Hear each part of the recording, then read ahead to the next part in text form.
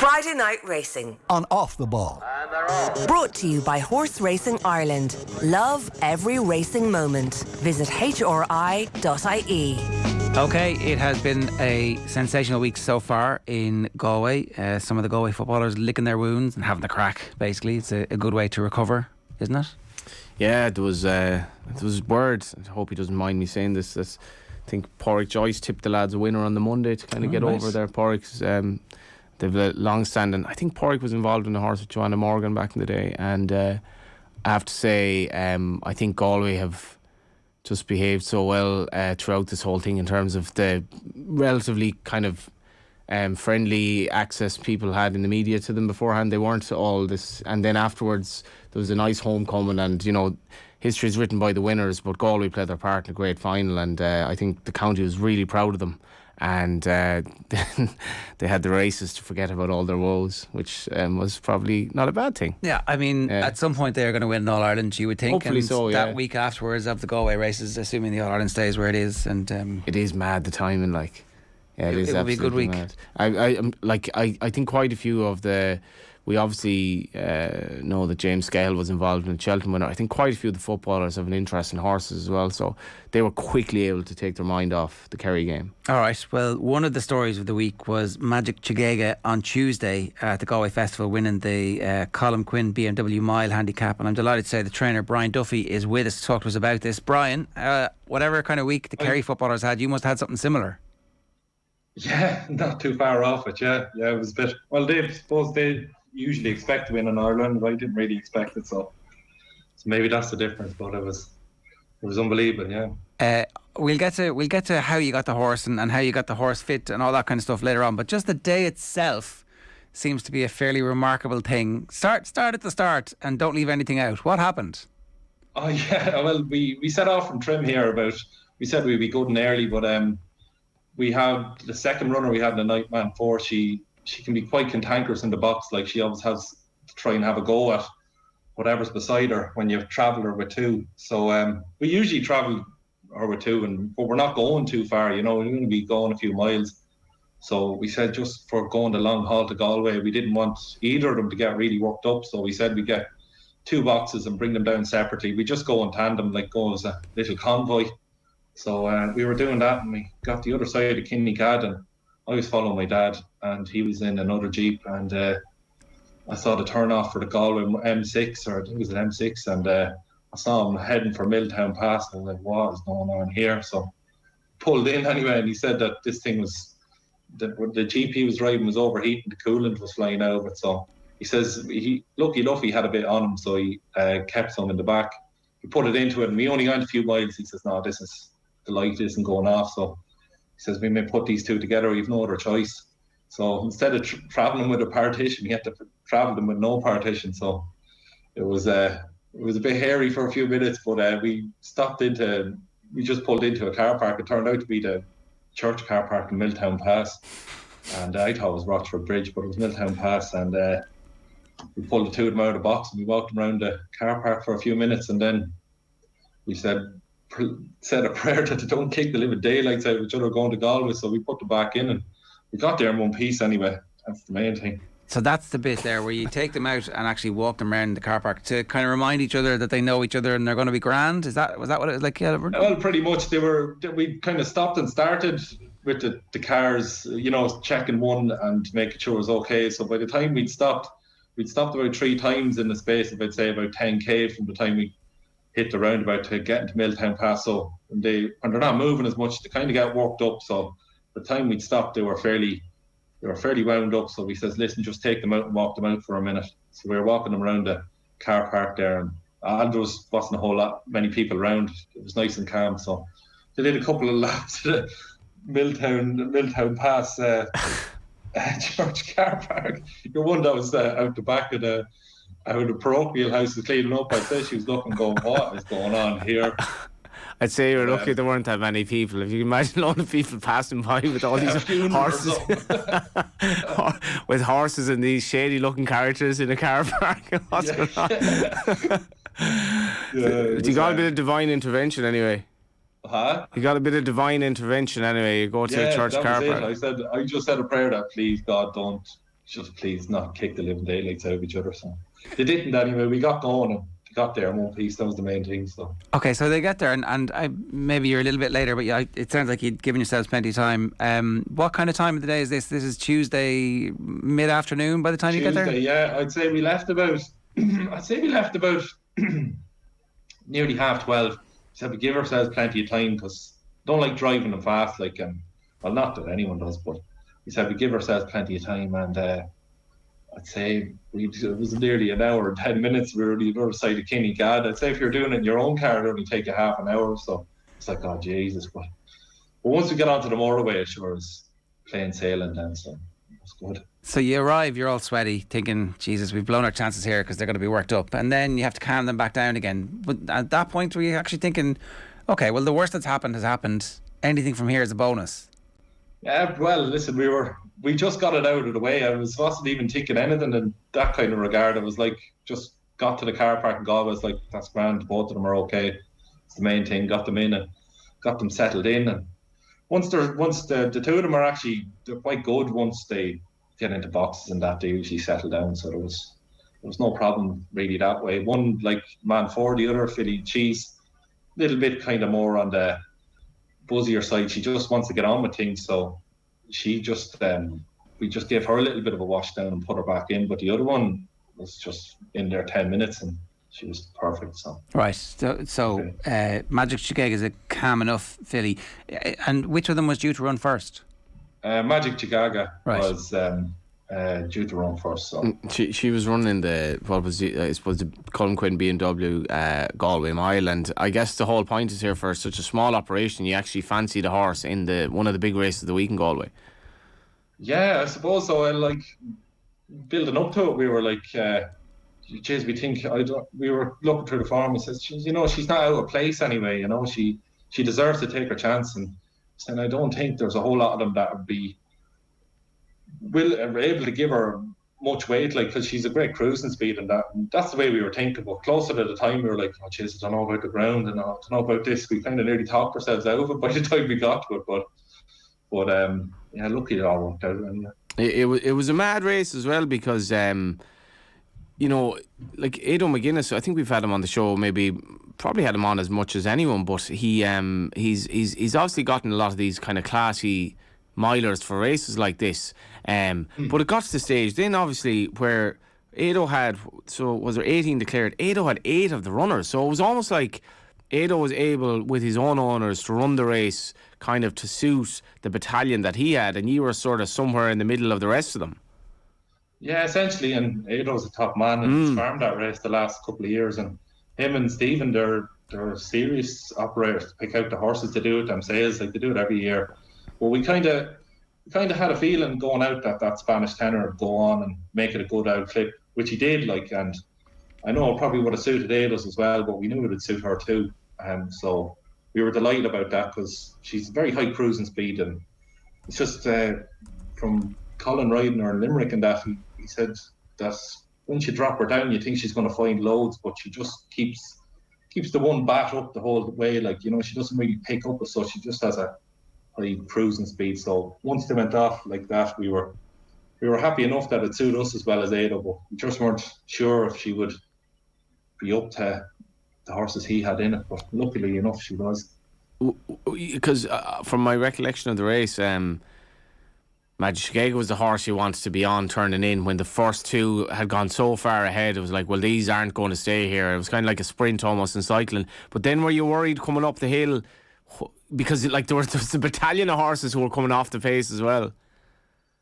Sorry, you broke up there, sorry. Were you worried then just coming up the hill, because there were a battalion of horses coming from behind that, I suppose the baton was nearly being passed on the way the race panned out. Were you worried, is she going to find enough here? Because I guess Colin Keane is rarely in the wrong place, but this was a race where he was 100% in the right place. Yeah, he was 100% in the right place. It's just, we were a bit apprehensive about the draw going into it, but the way it panned out, it was the place to be, but she when I'd say between the about 2.5 furlongs down, I could see he just made a move, and then in 5 strides she got the run on the rest of them. You could see the other two were going to come back, and luckily she just stepped out, came out of trouble, but she I was just hoping that the momentum she built, or Colin got her rolling, that she'd just be able to roll out to the line and keep it going, because even at home and that, like when she gets to the front, she does absolutely nothing. So like that's just the way she is. Like, and he just galvanised her and kept her going, and it was that kind of aggressive ride I really feel suits her. So but we should talk about. I was wincing. I found it hard to even watch it when we were on the big screen. I was kind of pacing around, but just for the last half furlong, I was like, God, please hold on. And God, she did. It's mad, the thought process that go through your head when you're involved in a horse like that in a big race, because history is written by the winners. Yeah, it's just it was just a surreal feeling, really, because like there was a fair buzz there in the parade ring and that, and I suppose I've never really been in that position. I've always only been looking in, so to actually be part of it, I was honestly sick to my stomach now, to be honest with you. So when it actually happened, I'm sure all them other top lads are Gado and that, they're used to that kind of thing, but I was just in a daze, really. I couldn't believe it. You talked about the importance of the ride that Colin Keane gave her. How did you end up getting Colin Keane on the horse? Well, to be honest, Oisin, last year when she was with Tom Gibney, Oisin Orr had ridden her for him, and he'd ridden her maiden winner when she was with Mr. Weld. And he rode her first time out this year, and then we just said we'd try and not change anything, but he got the job to go to Richard Fahey as his jockey. So try. Well, I've always, with any of my runners, I've always tried to get Colin first. It's very hard to get him, but we got him anyway in Limerick, and luckily enough, he had made the association with her there. So it was great, and she ran Derby weekend then after, and he had to ride one for his boss man, Mr. Lyons. So it was great to just get him back on board for her. So that's really how it came about. He's a family friend, I think. Is he? You obviously know him a while back. Yeah, they'd be neighbours. I wouldn't say, I know Colin really well or be best buddies with him, but I know him, like say hello and everything. And himself and his dad and my dad had grown up together, and like we would always had horses with Jerry, and Jerry's a top man. And like talk about trainers, we sent 4 down to Colin's father, Jerry, and did 100% strike rate. They all won, so to be fairly close, they're like only maybe 2 kilometres away from each other. So right, that's brilliant. An amazing local story. So come here, tell us. You mentioned there the 2 previous trainers who had the horse. How did you end up getting Magic Chegaga? What's the story behind that? Yeah, I bought her for the guys last February 21, and I didn't have a license at the time, and I was kind of hemming and hawing whether I do it or not. But they sent her to Tom Gibney, and he had her last year. But we did about a month or 5 weeks kind of pre-training her when she came from Moyglare to here. We brought her here first, and we tipped about with her, and then she went to Tom, and the same thing this year. We just we were pre-training her there in the spring, and just the owners were very grateful to them. They decided just to keep her here and let us have a go with her. So that was really how it came about. But I have to give special mention to Tom Gibney and his wife Heidi and all their team, because like last year when she went to Tom, she wasn't exactly 100% right. There was doubts in my mind whether she'd even make the track or not. She was fairly sore for a good while, so he did a really, really top job to get her to the track at all, and then to win with her, and the way she ran for him, like, it was a fair performance. So we have to get mentioned for that for sure. Yeah, one cool poet is running in the big race tonight, and we had the connections on when they had the treble. I think it's 3 years ago now, and they talked to us, Brian, about that horse had a lot of problems, and sometimes you look at a horse and you think he's soft or he's a bridle horse, or like an awful lot of these horses, people have no idea that they're athletes, they're animals, and they have their complexities as well, and an awful lot of work goes in behind the scenes. Oh, completely, yeah, that's the truth. Like, people work so hard to get them right, and they try everything they can, like massage therapists and you name it, swimming pools, and a lot of horses can carry a few niggles, but it's like any player, I suppose. If you looked at a rugby player and said he had a bad day or a bad day at the office, you wouldn't really know how he got a massive slap in training or was carrying an injury. You can't really know to the eye, So it's like anything. You try your best to get them 100%. That's I suppose that's what everyone's aiming for. But that filly last year, after she was finished last season, she got a break out in a farm the other side of Atboy, and crowned her. She came in just after getting a proper couple of months break over the winter. She was a different filly coming in, and once we clipped her there in the spring and started just cantering away, she literally just started blooming. Like she was nearly, when we clipped her out, she was nearly had her summer coat back by the time. She was 6 weeks ahead of the rest of them. She was just, I don't know, something. She just, and a lot of horses, I suppose, people can make opinions of them and that, but a lot of them can be slow maturing horses. Like, a lot of big horses, they can just take time to really fill the frame, like, so she was definitely one of them. How old is she? She's 5 now. Right. But she's a big unit, like, Seems to be peaking at 5. Yeah, she is, and like she's old school Moidler pedigree. Like if you look back at any of their top horses or their old breeding from Mr. Hafner, cultivated over the decades, like whether they were sprinters or stayers or middle distance horses, they were always slow maturing. Like they'd get better as they got older. So I suppose it's a nice thing to be able to. It's nice to have horses like that do improve with age, So I suppose when she was with Dermot Well, she was just another horse, and to you, she's everything. Well, I suppose that's it too, yeah. But I just think maybe when she was with Mr. Well, that she was probably just on the weak side. I'd say myself, judging by the way she is now, like I'd say she was just I'd say very immature. Even though people think like a lot of flat fillies are maybe at their best at 3, like which majority there is a lot of them that are. But some of them at 3, they could be just as weak as a 2-year-old, and I really feel she was just probably one that applied to. So, like this year, she's as big as any chaser that you'd see in Gordon Elliott's or Willie Mullins. It's a big unit. Right. So plenty more to come then, is by the sounds of it. Hopefully, we all live in hope anyway. I won't speak too soon, but sure, listen.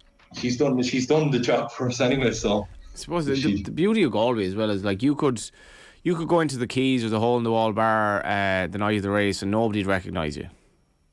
Yeah, that's the truth. Well, they definitely won't recognise me anyway. Yeah, well, I hope I'm not about the horse now, even in Galway by Galway standards. But that's the beauty of Galway, that even I have to say Tudor City winning again. I remember that horse win as a 3-year-old, winning again in Galway 7 years later for Tony Martin's had quite enough few years, and yourself, I just think that is Galway still holding on to that romanticism that maybe is kind of getting lost in the commercialism of racing. Yeah, I suppose it does.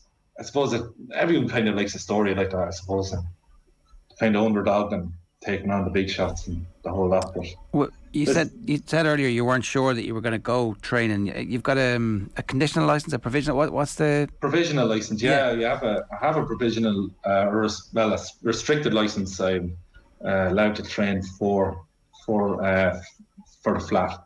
I don't have the dual license, but just for the flat. And it was a kind of drawn out kind of sequence of events. I done the written examination and your kind of practical in race. I think it was 2017 maybe, and then there was to go on and do the actual course that same year, and I says, oh no, I'll leave, so what's the point? And then I was actually, myself and my wife at the time, a year later in 2018, we were renting on the Curragh, a little yard, and that said we might try and get something going. And the course came up again, and I says, I'll do the 3-week trainers course just to have it done now that I'm so close. Like, it was only a couple of kilometres away from race, so I did it anyway. And then I didn't bother going again to licensing committee because I was like, oh no, it's not the right time. So then I ended up doing it in 2021. So it was it's a drawn out kind of thing, but I suppose it was always something I wanted to do. I suppose trying to find the right time and the right kind of situation. The only 3-week course I can think of off the top of my head is when Homer got the job of being the monorail conductor at the extensive 3-week course. But I imagine that concludes our extensive 3-week course. I presume this is a bit more extensive than that. Yes, it is. Yeah, it's 3 weeks of they're long days and have to pack a lot into it, and all different sorts of, you have the handicappers in, and then accountants, and you know what I mean, insurance guys and vets and trainers and the whole lot. You're just trying to get it. It's a good course, to be fair to you. If you're actually into horses at all, it's very, very informative and very broad kind of spectrum course. It's good to do, like, you know what I mean. It opened up my eyes, but I think the thing that opened up my eyes the most was that we had to do a business plan, and that, like, the business plan had to be completed to go and get your license from the licensing committee after. So, and he was like, the guy that did it with us, he was like, put down everything that you, like, literally to the cent, what you think it'll cost you, So when I did that, and I was renting on the Curragh, I was like, it's going to cost me about 50 grand to train 4 horses. I was like, that's not going to work.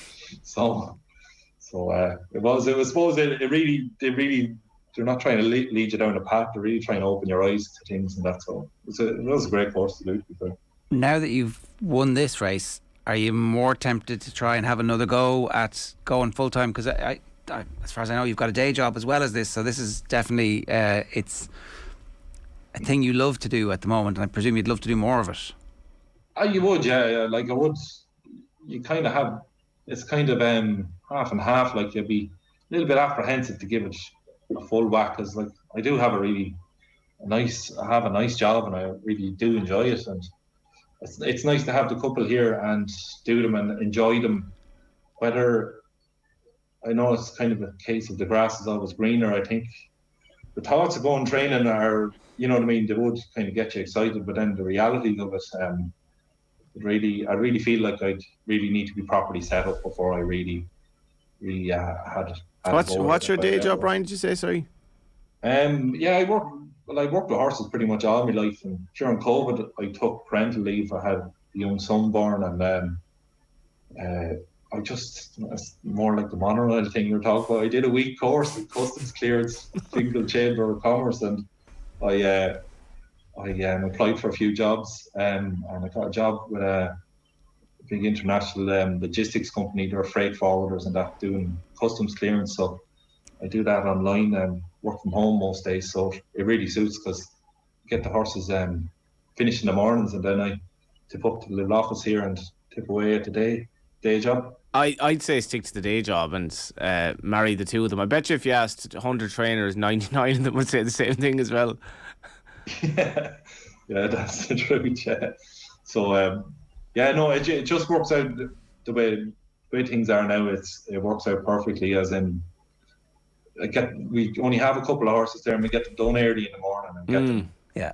All done, and the logistics of traiaining and the stresses of owners and all that, like, it's tricky. It is no tricky. joke. Like, and across from all of them. You can be extremely talented at it, like, and anyone would say, geez, definitely give it a go, but, like, there are pitfalls to it, obviously.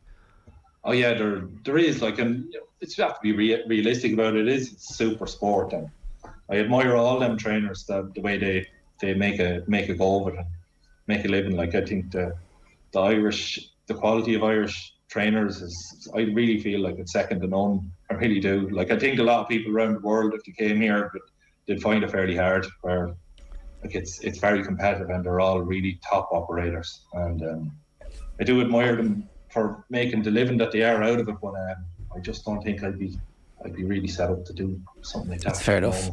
I'd love to, but I'd have to upgrade my facilities and everything. Like I was saying, Jerry Kane, our neighbour, he's such a decent man, and it's like he trained horses for us and won with them all. And then when we went, had the license last year, like, we use his gallop every day, and he's so accommodating to let us use it. And I suppose if he didn't, we'd be nowhere. So I really thank him. Tom Gibney and Jerry Keane would be two of the gentlemen of the game anyway, so to have them near you. But like, logistically, how many horses do you need to train to make it commercially viable? I wouldn't. It all depends if you get paid for them. If you get paid, yeah. Yeah. I suppose, wages and everything. I suppose, like, the real template is the likes of the Gerlines or the Joseph O'Briens that are, like, banging in 2 euros, 3 euros stake spinners every every day of the week. But you're literally dealing with they're probably two of the best trainers in the world, not to mind Ireland, and you're like, exactly. So that's a template, but like it's ambitious, obviously. It is, but I feel that like if you really like, I feel like Ger Lyons, he spent a lot of years working his backside off to get there, and I just feel that like the more horses you probably have that are of better quality, you know what I mean, you probably get nicer horses and owners that will be definitely no problem paying bills, and then you can hire the staff and keep it all rolling. But I suppose if you went all in and had a bad year or two, sure, could be curtains, you know what I mean, and then you have people employed and you're trying to keep it going.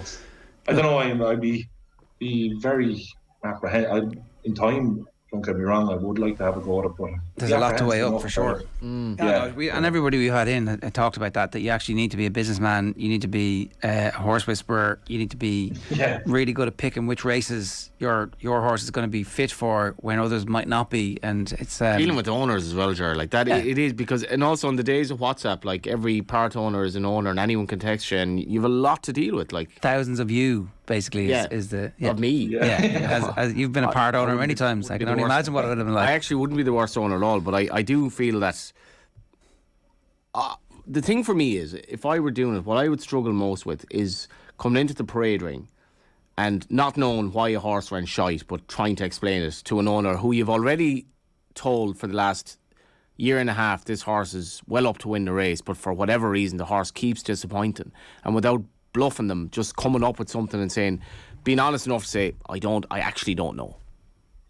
Yeah. We've tried everything. Yeah. And it's like you put in 20 grand into this horse. Yeah. And then you have a horse who breaks his leg or whatever. So it's complex. No, totally, yeah. Well, you're dealing with humans as well as horses. At least the horses can't talk back. Brian, what is going to happen next with like, what's the plan for the rest of the year? Will you come back next year for this same race, or what do you think? I'm not sure, to be honest, Jed. I suppose I have to give a special mention to the guys that own her. You talk about owners, they're the easiest bunch to deal with, to be honest. They never hassled me at all, to be fair to them. But I was very, actually, to be honest, I'm talking to you now about winning a Galway mile, but I was apprehensive enough about going for it. I didn't think she'd really handle the track, and I wasn't sure about it. But the owners are fairly keen to go, and I suppose if they weren't that keen to go, it wouldn't have happened. I was looking at a filly's handicap, maybe the 17th on Oaks Day. I thought would have been a nice target, and it just didn't happen. She got a little bang on the leg, so she didn't make it. But the lads are fairly keen to go to Galway, so she will turn up anyway. But they were vindicated in their belief anyway, so I have to give them a good mention too, because they were fairly keen to have a go now. So that was the plan anyway. So we had a go at it, but I'm not too sure about next year with her. To be honest with you, who knows what the future holds? But are there any? I won't mind having a go at a stakes race with her. I think as she is very well bred, like coming from Miler and that. And, she is 5. It's not like she's getting any younger. So go for it now, basically. Yeah, I won't mind. I think she's earned her right to have a go at one, if you know what I mean. She's gone through the handicap system and won a big pot, and I just think because as a mare with a nice pedigree, I think I'd like to try and get a bit of black type with her. Whether she's up to it or not, time will tell. But I think she deserves to take her chance in it anyway. Is the black type the thing that will dictate whether or not people want to come and cover the mare? Is that like it would need to be, or does winning something like this actually have an impact? Black type is the most anachronistic thing in racing, if not sport in general, but it obviously still matters, Brian. Yeah, it does. Like there's been plenty of mares over the years that were hard knocking handicappers, and they'd be twice the brood mare of a filly that run a couple of times and maybe got placed in a listed race. You know what I mean? It's not the be all and end all. I just I suppose it's like just as regards her profile and maybe her market value. Like I think everyone knows now she's a good filly, but I feel that like if she was anyway capable of getting a bit of black type, I think it'd just be the transformative icing on the cake. You know what I mean? Would the owners let you breed off her potentially with a view to this being the foundation of the Duffy operation going forward, be it a restricted licence or not? Yeah, well, no, that's their mare, and they're more entitled to do whatever they want with her. But myself and my dad, we were lucky enough. A few years ago, we bought a mare cheap enough, and it was actually the first mare we bought together. And the first fall we pulled out of her won a classic and was ended up right at 120. So who that? We did. Huh? Who was that? That was filly called Jet Setting. She won the Guineas for Adrian Keith. So you won the dam. Man Ford actually ran the second filly as a full sister to her. That's right. So we have her and her sister. So we're hoping to keep that lineage going ourselves. So you still have the dam of Jet Setting and Man Ford and her half sister, is it? No, unfortunately, we don't have the dam anymore. She passed away in 2018, so she died of a colic, which was gut wrenching. But no, we still have the daughters out of her anyway. So. You have Jet Setting, is it? No. Just have her, two sisters to her. Oh, that's all right. Yeah, there's always a story. There's always a story. Yeah. No, it's endless. It's great stuff. Brian, congratulations. It is a brilliant story. Like, you know, big race weeks like this, we can get on the famous owners and trainers, or we can get on the people with the great stories to tell, who actually keep the whole thing going and show up and suffer those heartbreaks of horses dying of colic and keep going, you know. Oh yeah, sure. We got through that, we'll get through anything anyway. I just texted Colin Keane there. He's mad keen to listen in, but just a word on him. Like, just a jockey who just this was a complex race. It's hard to overstate how it looked like a 3 mile chase after 3 furlongs. Yeah. They were so strung out, and you can be, and like a lot of jockeys on the ditch, as they say, like will they be giving out with the horse that's in front? They'll be giving out with the horse who's too far back, and you can't win. But Colin did. Yeah, Colin did, but listen, when he came in, I wasn't going to give him any instructions. He's world class. So I just said, whatever you think is best. And sure, we kind of had an idea what would be ideal, and just to watch it pan out the way it was, and he like rode it ideally, if you know what I mean. Like, it just couldn't have went any better. So listen, there's enough people lauding superlatives on him. I couldn't laud any more on him, to be honest with you. He's a top man, you know what I mean. But he's everyone around this local area, you know, we all cheer him on, like, you know what I mean. So I don't know if you know Tim Clancy as well. He's a local trim as well, guiding St. Pat's to victory in Europe last night. So it's been a good. Tim Clancy, yeah. I know Tim is he runs an exercise class up there in Summerhill for a few lads. I went up to it and nearly killed me, so I know Tim all right. I'm not sure if Tim actually went to his own exercise class looking at him of late, but he's in good shape today mentally anyway. Yeah. Tim, he's top man. Well, listen, Brian, congratulations. Thanks a million for joining us today. It's a great story. Cheers. Thanks very much for having me. Appreciate it. No worries. Best of luck with that. This is Friday Night Racing on Off the Ball, brought to you by Horse Racing Ireland. Love every racing moment. Visit hri.ie or follow the Twitter account at HRI Racing, and the hashtag is every racing moment. That's why Galway has the power that it has. I think it has a load of those stories every year. It's like, it's mad stuff. And then I didn't even know that the story of Jet Setting was totally mad. Adrian Keeley to the winner of a classic in Ireland and Jet Setting was, I can't remember. I think she was a big price today, which turned out to be very good. But then, you know, him and his dad just happened to basically breed her, and then have the full sister in Man 4, who herself then would be quite valuable as a broodmare. And, like, you know, he started training with a couple of horses effectively 2 years ago. And that's the thing about Galway, Jerry. You can go in and win the big race, and there are more people will know about that now than would know about winning a classic sometimes, because Galway, you know, I think racing in Ireland is very reliant on stories like that. It's reliant on the old relationship that the farmer had with the horse, where horses were your machinery basically back in the day, and we were natural horse people. I think we still are, and I think his story, people can relate to that a lot more than one guy winning all the races, we'll say. Yeah, for sure. We're going to take a quick break. That's this week's edition of Friday Night Racing. Still more to come, plenty more to talk about. Stay tuned. Friday Night Racing on Off the Ball. Brought to you by Horse Racing Ireland. Love every racing moment. Visit hri.ie.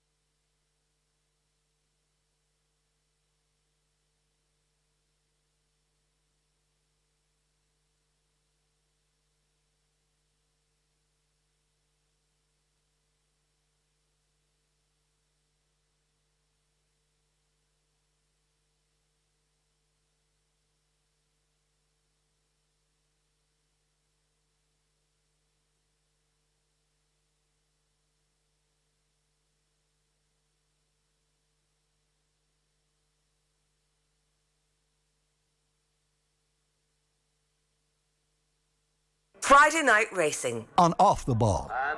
Brought to you by Horse Racing Ireland. Love every racing moment. Visit hri.ie. Right, Friday Night Racing is brought to you by Horse Racing Ireland. Love every racing moment. Visit hri.ie and the hashtag is every racing moment. There's nothing in Longchamp, is there, for that horse that we've just been talking about? Yeah, possibly, yeah. Well, handicaps, don't they? Yeah, well, like, just looking at now what her rating would be, she's not a million miles off getting black type, and she could definitely pitch up at the Irish Champions weekend, if not Longchamp, but no, she would be quite valuable now, and it's interesting. I mean, she won off 87, and the way Brian was talking, she has more progress in her. If she does, she could easily run to around 100. So she's in the category of Group 3 anyway. Like the median average for the Irish Oaks this year, apart from the winner, was 103. So that's a classic. So she's not a million miles off. It's not avaricious anyway, I think. And you know what, she had 17 starts, and it's a good story as well. I wouldn't speak that much about it, but getting a horse from another trainer is quite interesting, because like some horses do better for a small trainer, because maybe they think, you know, like they get a little bit more attention for the little nitty gritty. That's a bit simplistic, but some people would argue that. Ex-Derma Weld, one of the greatest trainers we've had, but obviously is reaching her peak now. That timing thing is also very important, and the late bloomers of Irish sport. The late bloomers of Irish sport, yeah, and I mean, you look at the likes of Paul Conroy coming off on Sunday, and you're like, can you give it another go? You know, you've had a lot of injuries, but you're reaching. I think he got injured when he kicked Stephen O'Brien up the ass, and that actually damaged his knee, and he was in pain as a result of that. And I think it had an impact. Late bloomers, though, it's an interesting one. He's not a late bloomer; he's like just old. Paul Conroy, that's different. Well, he's kind of. I guess he's peaked sort of late in his life, because the Galway team have peaked. Maybe who are the late bloomers actually that come to mind? A lot of the footballers who go over and find it very difficult to settle in England, and then in their mid to late 20s. Wezzo was a late bloomer, I suppose. Yeah, totally. I mean, he might have been as good in Ireland young, but just hadn't been different environment. Hadn't been discovered. Like, you know, Keith Andrews would say he was a bit of a late bloomer. Like Andy Townsend was a late bloomer, although obviously didn't grow up here. But there's loads of those. Anyway, John Hayes, he barely played rugby until he was like. No? Hashtag late bloomers. I mean, like 18, 19 playing, and then getting straight in the Munster team, and then staying there for. He was precocious. He wasn't a late bloomer at all. What are we talking about? Tote would like to congratulate all the winning connections of the 2022 Tote Galway Plate. That's Hewick, and most especially trainer Shark Hanlon and jockey George Gainford. They delivered a very memorable winner at Ballybrit on Wednesday, and you can visit Tote's social channels, Twitter and Instagram, for interviews with the winning jockey and trainer. You can also visit tote.ie for a free daily Tote jackpot bet on the Galway races. Talk to us about Shark Hanlon winning the Galway Plate this week. Yeah, I was trying to think of the name of the mare that they bought for 800 quid, and we had the owners on, Roscommon owners. There'll be people on the YouTube channel who'll remember this. My name recollection is poor. That was a bit mad, because she'd run 3 times and run well in bumpers for Willie Mullins. But this horse was bought very early in his life for 800 quid. And whether you like it or not, I mean, you see in Britain now, like the horse population is clearly rapidly declining because of the economics of it. It's hard to justify having a horse in training because of the price. So the actual value of a horse early in his life who's not going to run for 3 or 4 years, you can imagine that he's not really worth much, because you're going to have to put so much money into him anyway. So and then the chances are he's going to be average at best. Hewitt just turned out to be very good, but at the same time, seeing him win at Galway Plate, it's been a race that's the big trainers have totally dominated in recent years, and fair play to Shark. And there was a mad finish as well, because I don't know if you saw it, he was like, Galway's quite a narrow finish line, but he was carried violently over to the far side, and it looks, I think Richard Pugh in the RT commentary was like, essentially, he's going to lose the race because he's been carried over by a loose horse. And the runner up came up the near side, but he held on.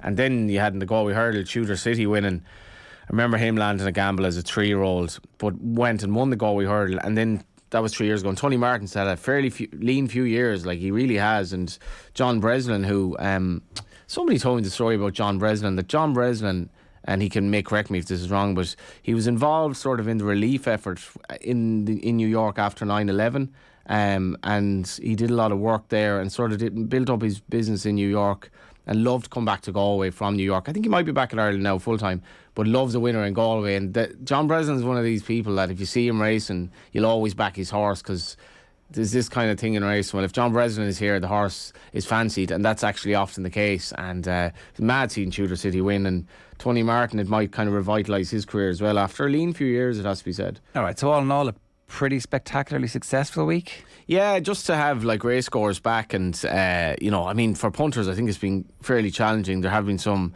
difficult results, a lot of big prices with him, but I wasn't in Galway, but by all accounts, it's a brilliant vibe down there. The parade ring after the hurdle looked class, and as much as the footballers didn't win, I think their performance put everyone in good form. And just to have racing back, as I said, Galway race is a special place, and 2 years without it was sad for a lot of people. A lot of people would have passed away in that time who would have made it their pilgrimage, and we still have 3 days of it left as well. All right, anything specific to look forward to for the weekend, for the rest of it? So tonight we have, the feature is the 1.5 mile handicap, which is very, very competitive, and all the kind of, with the Galway Blazers as well, which is a very traditional race. The 1.5 mile handicap, Baby Zayas for Willie Mullins, One Cool Poet, who I mentioned. It'd be amazing if he won, because we had the was it Brian from the Connections on when that horse won three races in the week in Galway 4 or 5 years ago, but seemed to have lost his way, but bounced back with a very good run the other day, and might well actually roll back the years by winning that. So it'll be interesting to see how One Cool Poet gets on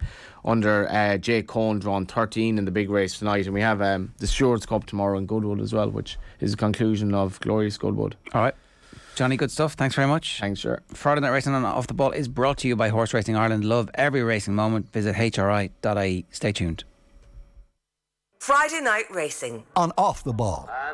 brought to you by Horse Racing Ireland. Love every racing moment. Visit hri.ie.